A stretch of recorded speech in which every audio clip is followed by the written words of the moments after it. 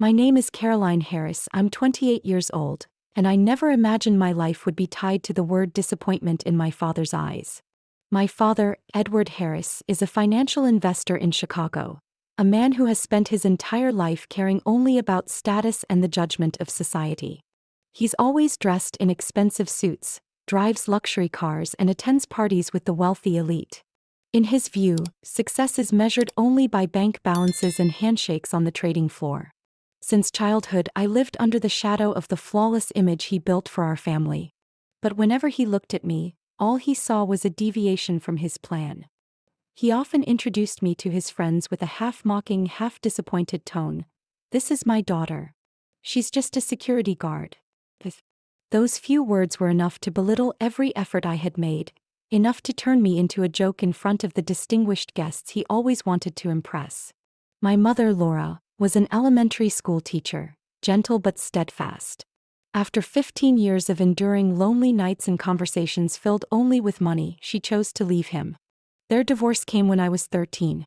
She took me to live in a modest apartment on the outskirts of Milwaukee, where she taught me that true worth doesn't lie in appearances, but in compassion and persistence.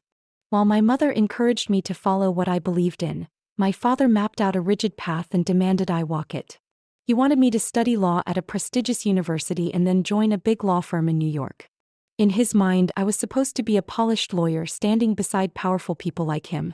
But when I said I wanted to work in security, he scoffed, his face wrinkling as though I'd told an off-key joke. I still remember one dinner at his luxury condo overlooking Lake Michigan.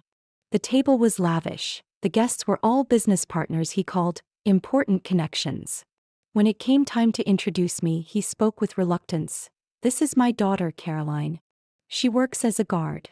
A woman at the table covered her mouth to stifle a laugh, while her husband shrugged. "Well, at least that's safe, right?" I sat there, heat rising inside me, but I swallowed my anger, letting them believe my job was just checking badges at a door. That night, I stepped onto the balcony, staring at the glittering city lights, feeling like a stranger in my own family. My father never once asked why I chose this path, never cared what I'd been through. To him, I was a failure the moment I defied his expectations. I once tried to earn his recognition. At 18, I chose to be independent, refusing a single dollar from him. I juggled part-time jobs, studying while working to support myself. He called it pointless stubbornness, but to me it was freedom. He never understood. To him, refusing his path was betrayal. By the time I was 25, I had signed a full-time contract with a reputable private security firm in Texas. My work involved risk assessments, managing major events, and protecting VIPs. I knew the value of what I did, but in his eyes, it was still a lowly profession unworthy of the Harris name. Once during a brief phone call, he said bluntly, "Caroline, you've wasted your potential. With our family background, you could have been a lawyer, a director, anything more dignified than standing guard." I stayed silent, gripping the phone tight, struggling to hold back my temper. Those words cut straight into my pride. He had no idea my work had prevented harm, had kept countless people safe, had ensured events went smoothly. None of that mattered to him. My father, Edward Harris, always believed only his road led to success. He never realized that his dismissive words, the cold introductions in front of strangers, had carved an unbridgeable distance between us. And I, Caroline, carried both pride and scars from his rejection. After graduating from high school in Milwaukee, I made a choice that left my father stunned. I enlisted in the military. I was 18, the age when most of my friends were choosing colleges, but I put on a uniform and left the safety of home. 4 years of service didn't just strengthen me physically, it taught me discipline, leadership, and patience. I spent months training in the Nevada desert, and I joined overseas missions providing logistical support. It wasn't always dangerous, but every day I learned that composure and quick thinking could save lives. My mother, Laura, was the only one who supported that decision. On the day I shipped out, she held my hand and whispered, "You don't need to live by anyone else's standards. Do what you believe is right." My father, on the other hand, was cold. "Caroline, no one in the Harris family has ever been a soldier. You're dragging your own worth down to the bottom." I stayed silent, but deep inside I knew I had just stepped onto a path that would change everything.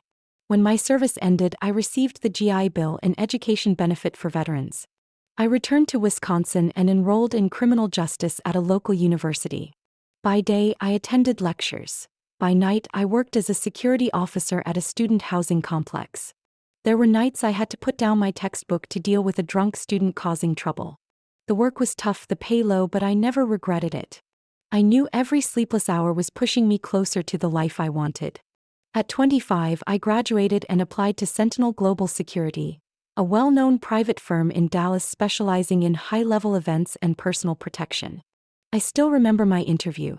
The HR director, Jonathan Reed, looked me straight in the eye and asked, "Why this line of work instead of a stable office job?" My answer was immediate: because I want to make a difference in moments when others lose control.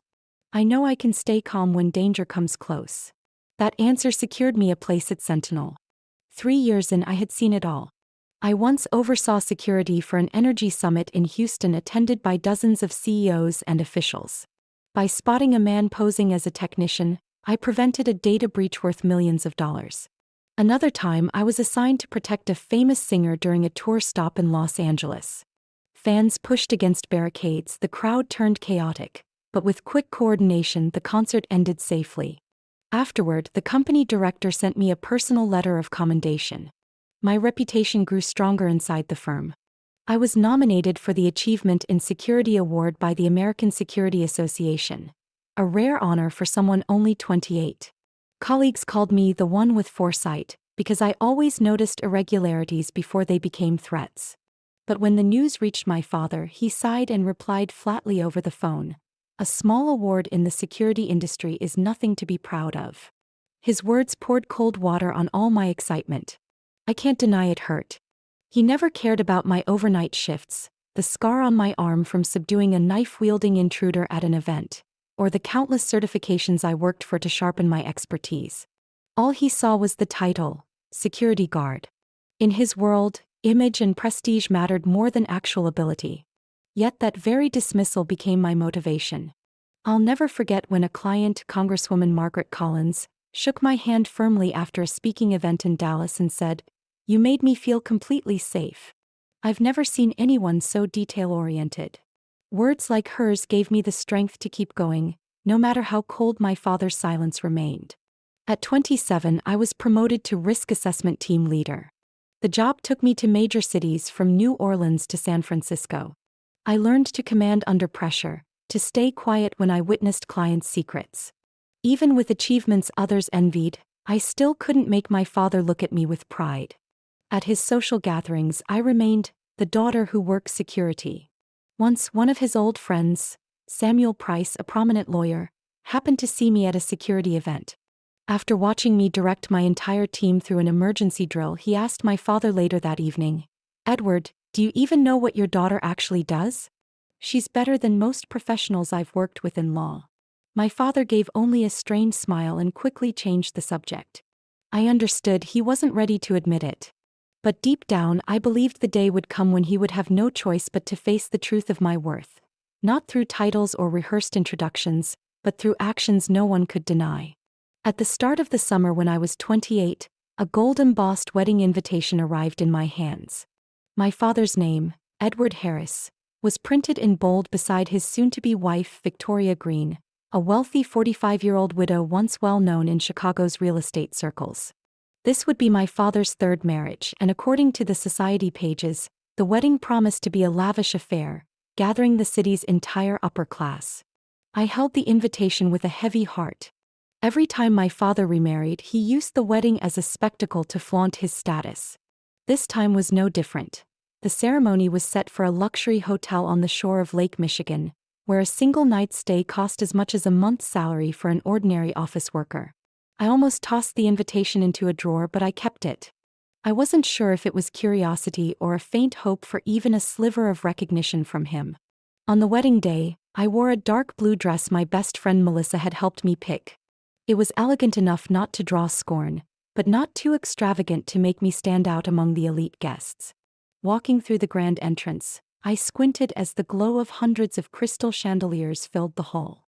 2 lines of servers stood in formation. A violin melody drifted through the air, and the guests sparkled in designer clothes and diamonds. My father appeared with Victoria at the entrance. He wore a perfectly tailored black tuxedo, a brand new Swiss watch gleaming on his wrist. When his eyes landed on me, he paused briefly, the familiar half-smile curling at his lips. "So you came, Caroline." His tone wasn't warm, just polite. I nodded slightly while Victoria offered a rehearsed smile. "I'm so glad you could make it." Her expression was flawless, as if practiced in a mirror, but her eyes carried a chill I couldn't ignore. At the reception, I was escorted to a small table tucked away in the corner, far from the central area where my father sat among prominent figures. My tablemates were mostly Victoria's acquaintances, strangers who barely noticed me. When the MC introduced family members, my father casually pulled an important guest aside and said, "This is my daughter, Caroline. She works as security." That was it. No mention of my military service, no word about my current role as a team leader at a respected security firm. Everything was reduced to two belittling words: security guard. The man across from me, Harold Kent, a businessman, raised an eyebrow and nodded dismissively. "Well, that's fine. At least it's safe." The table chuckled faintly. I gripped my wine glass tightly, heat rushing to my ears. The rippling liquid reflected the lights above, as if mocking the pride inside me that was being shaken. All evening my father repeated the same act. To old friends, to new colleagues, the script never changed. It was as though he wanted to affirm to the world that I was his greatest failure. I overheard whispers: "Edward's daughter works security?" Or, "With his connections, she could be anywhere she wanted." Each word cut deep into my pride like a blade. I considered standing up and leaving.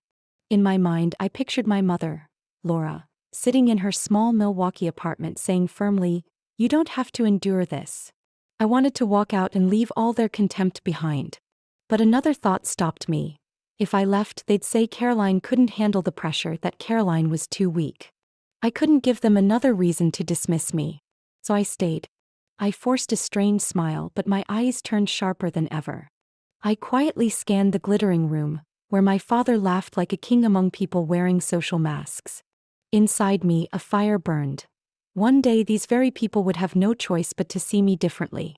That night, as the party wound down, I stepped onto the balcony, looking out over Chicago's glowing streets. The night wind carried the faint scent of Lake Michigan through my hair.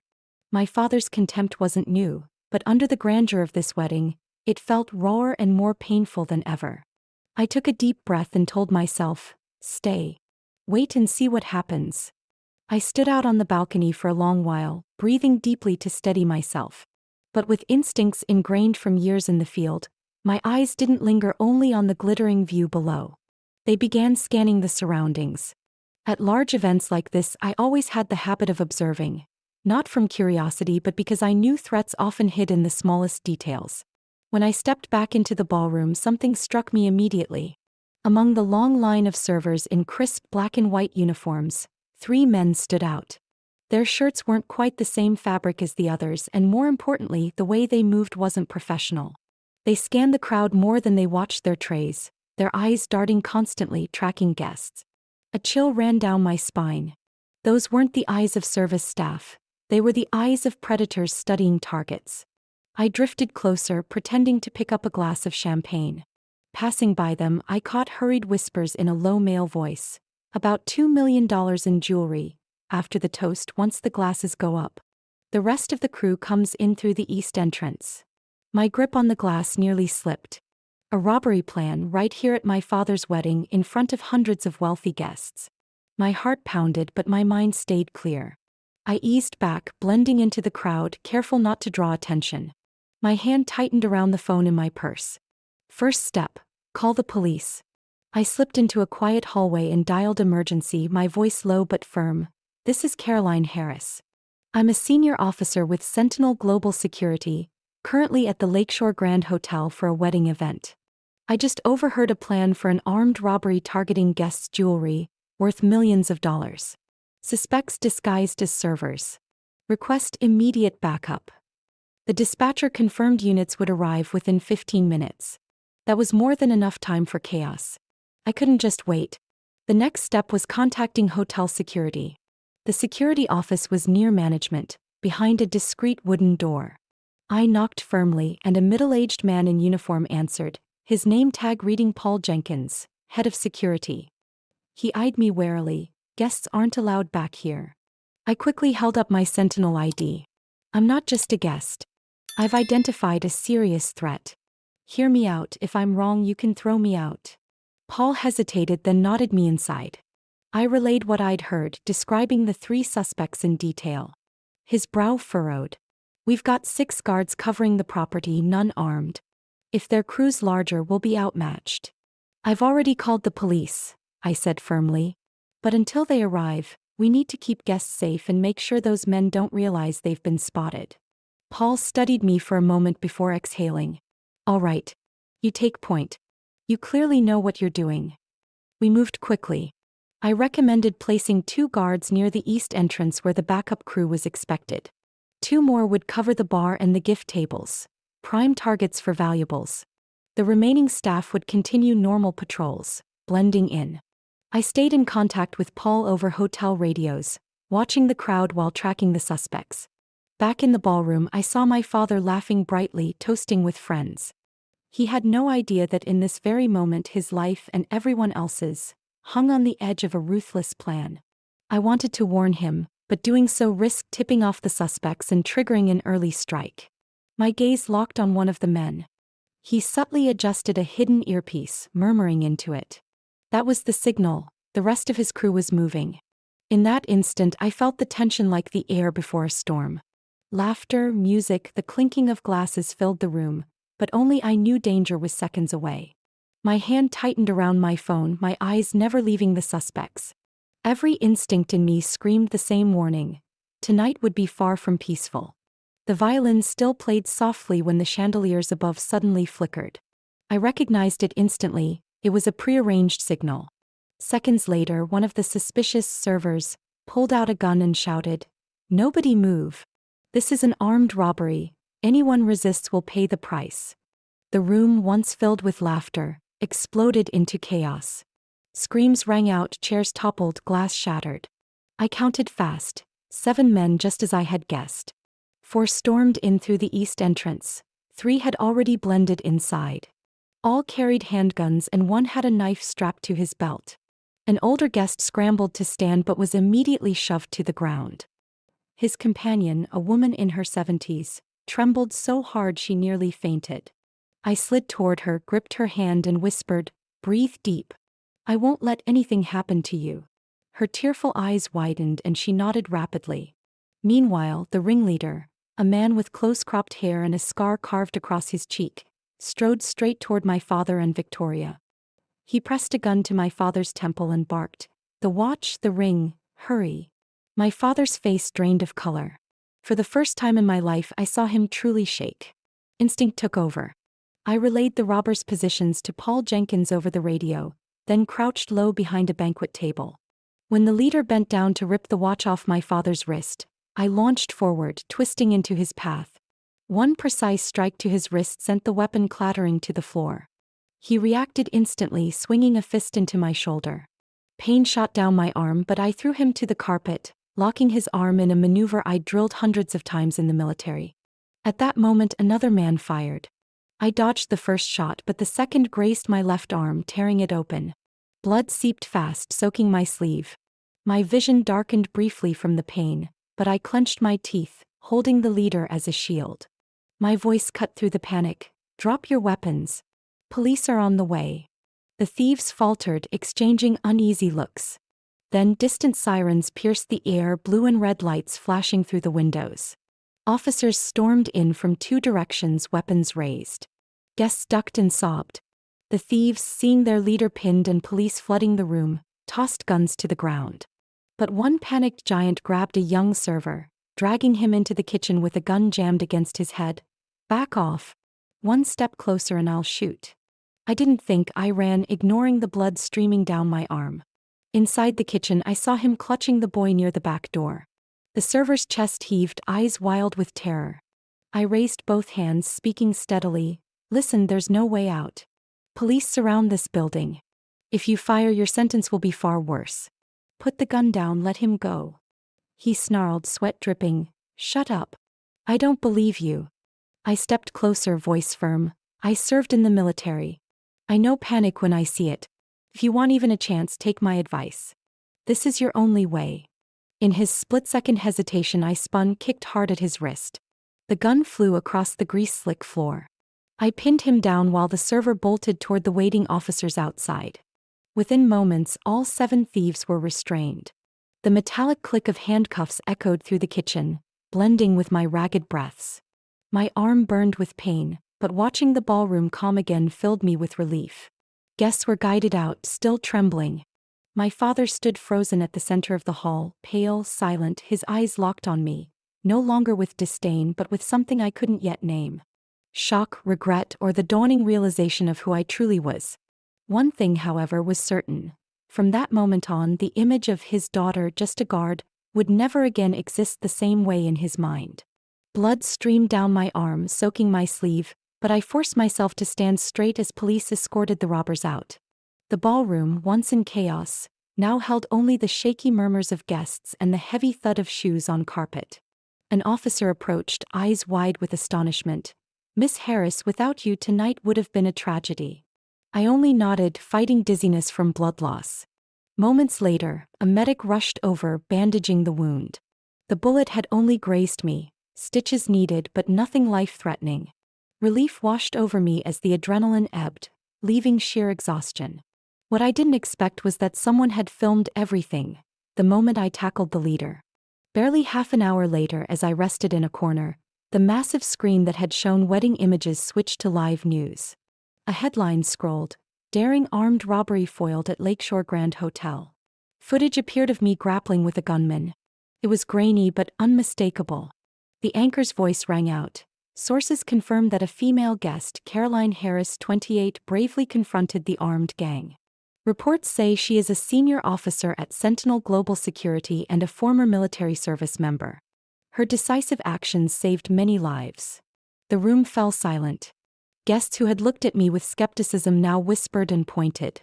A middle-aged woman near the main table murmured, "She's not just a guard, she's truly a security professional." Dozens of eyes fixed on me, so different from the disdain earlier. Even Victoria, my father's new wife, who had been cold since we met, approached and gripped my hand, trembling. "Caroline, if not for you, I don't know what would have happened." "I owe you." Her gaze carried a sincerity that hadn't existed before. I answered simply, "What matters is everyone's safe." Still, I struggled to believe what I was witnessing. My father stood a short distance away. The man who had always exuded pride and certainty now looked shaken beyond words. I had never seen him so silent. His eyes locked on me, carrying a tangle of emotions: shock, shame, and perhaps acknowledgement. As reporters and officers moved about, one of his acquaintances, Harold Kent, the businessman who had once mocked my work, approached, extending his hand. "Miss Harris, I truly respect you tonight. I was wrong to underestimate you." I shook his hand lightly, offering no further words. In that moment, my father's silence weighed more heavily than any praise. I longed for him to say something, anything. But he stood frozen, as if the foundation of his world had collapsed. For all the guests he had once sought approval from now buzzed only about me. No longer Edward's daughter, the guard, but Caroline Harris, the woman who stopped an armed robbery. When police announced a press briefing later that night, I was asked to provide a statement. As I walked out, I caught snippets. "She deserves a medal." "Extraordinary."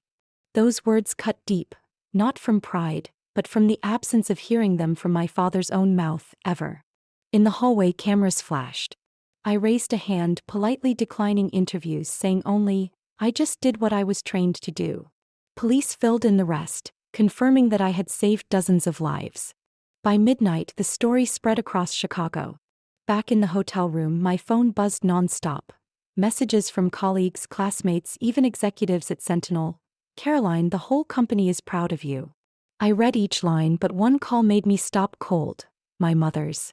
Her voice broke with tears. "Sweetheart, I just saw the news.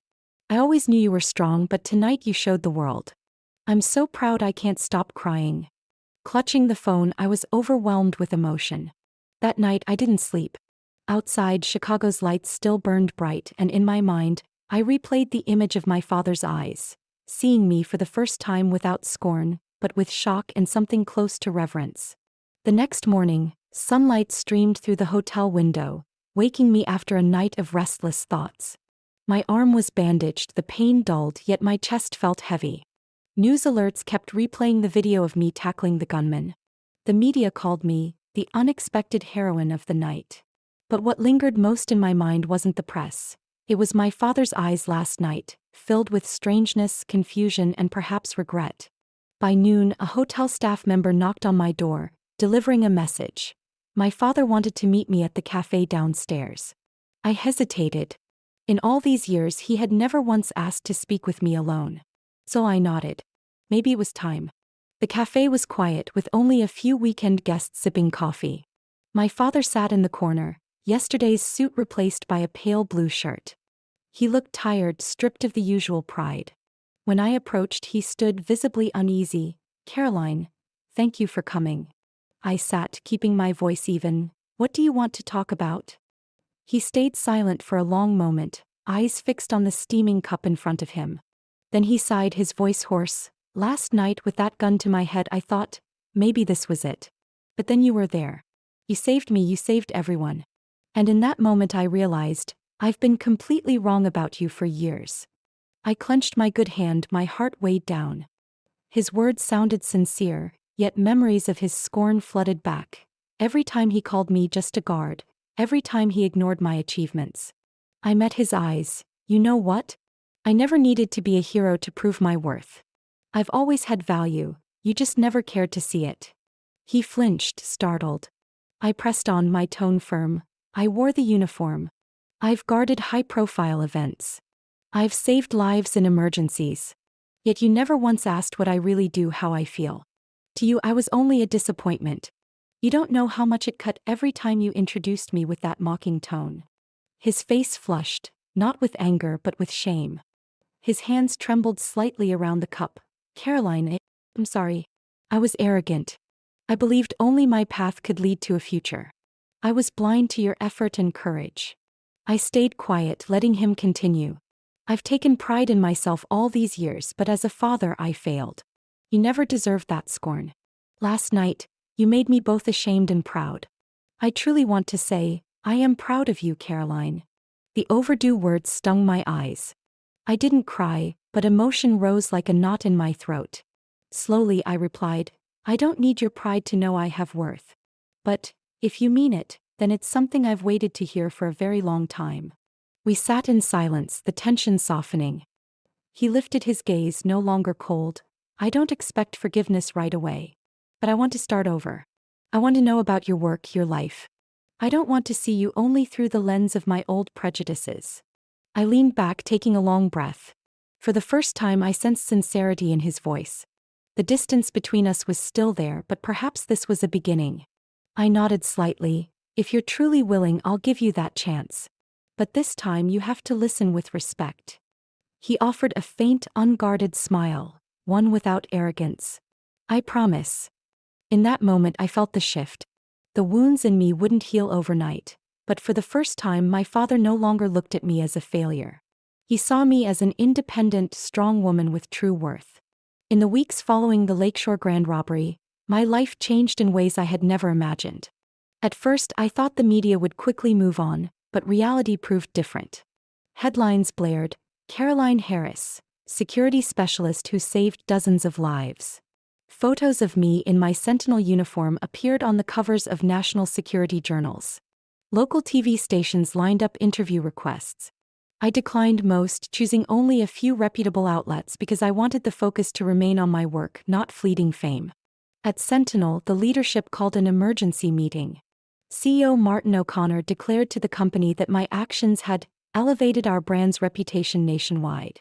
Days later, I received a promotion to manager of training and security assessment. My new mission was not only field command but designing training programs to prepare young officers for any crisis. It was the professional recognition I had yearned for all along.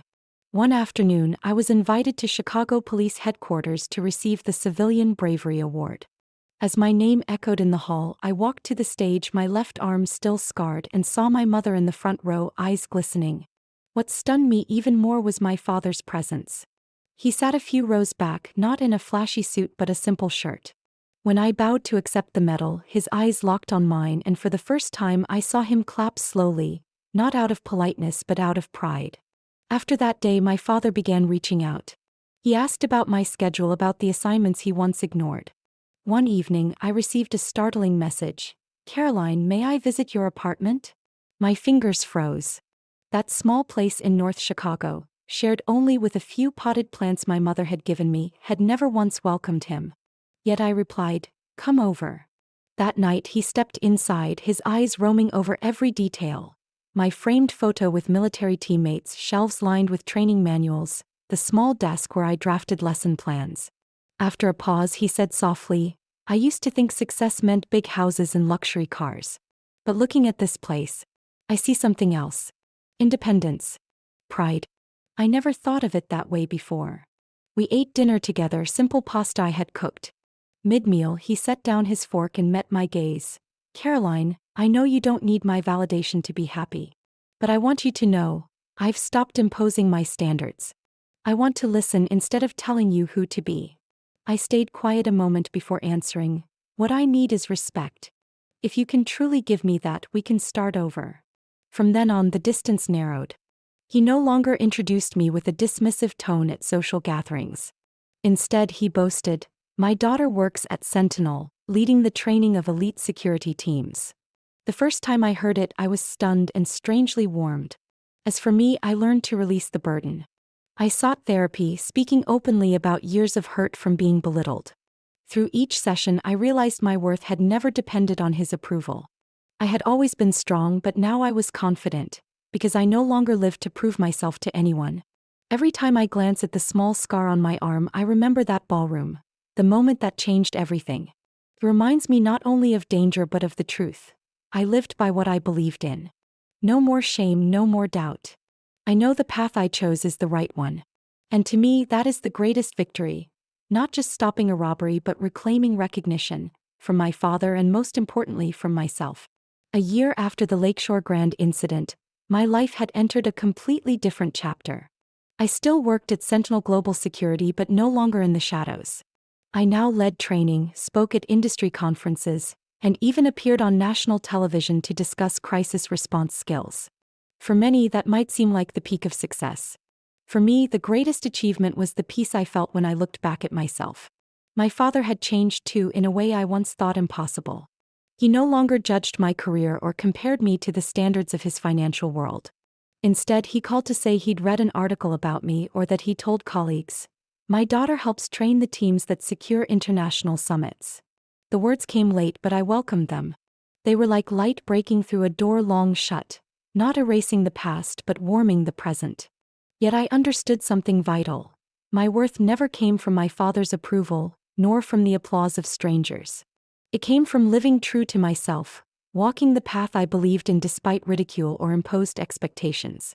I didn't become the lawyer or business executive my father had envisioned. I became a protector, someone who keeps others safe. And that is my pride. One evening, after finishing a training session for new recruits, I lingered in the empty gym, staring at the small scar on my arm. The wound had long healed, but the mark remained, reminding me of life's greatest lesson. No one has the right to define your value but you. I remembered those who once whispered, "She's just a guard." And I smiled because I now knew that titles or uniforms don't create worth. Integrity, passion, and dedication do. My father is still awkward in showing affection, but every effort he makes helps heal old wounds. The day he sat at my small kitchen table and said, "You have integrity," and that's something I lacked, I knew how far we had come from the cold distance of the past. For me, success is no longer about numbers or titles, but about waking up each morning knowing I live authentically. I work in a field I love, I protect those who can't protect themselves, and I trust that my choices are the right ones. Fast, the lesson in all this, I would say. Recognition from family, even late, matters. But true worth comes from within, from daring to live authentically even when the world doesn't see it yet. Money and status may look like success, but what keeps you standing in hardship is integrity and passion. I learned that through both pain and triumph. Now, when I stand before new recruits, looking into their eager faces, I always tell them, don't let anyone define you. Success isn't about pleasing others, but about who you become when things are hardest. My story didn't end with the robbery nor with the headlines. It continues every day, in each choice I make, in each life I safeguard. And most of all, it continues in the unshakable belief that I, Caroline Harris, always have and always will live true to myself. Caroline's story is not only about injustice and wounds caused by her own family, but also a mirror of the journey to reclaim self-worth. In real life, many face favoritism, exploitation, or abandonment within their families. But like Caroline, we have a choice: to endure or to rise, set boundaries, and build a new life. Freedom, dignity, and inner peace are the greatest rewards once we step out of that toxic cycle. What do you think about Caroline's journey to reclaim her self-worth? Share your thoughts in the comments below. And don't forget to follow the channel for more powerful stories about family and life's hidden struggles.